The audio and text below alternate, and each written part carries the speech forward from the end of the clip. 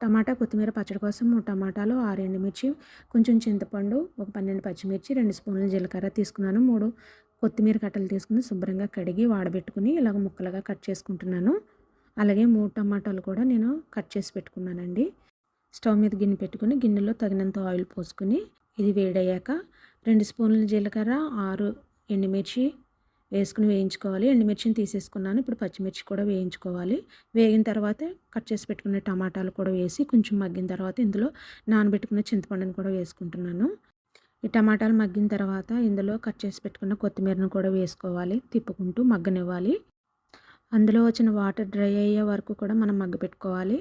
దించేసుకుని చల్లారిన తర్వాత 6 వెల్లుల్లి రెబ్బలు, ఇందాక తీసుకున్న ఎండుమిర్చి, నూనెలో మగ్గిన టమాటా కొత్తిమీరని తగినంత సాల్టు మిక్సీలో వేసుకుని మనం ఇలా మిక్సీ పట్టుకోవాలి. అంతే, ఎంతో కమ్మగా నోరూరించే టమాటా కొత్తిమీర పచ్చడి రెడీ అయిపోయింది.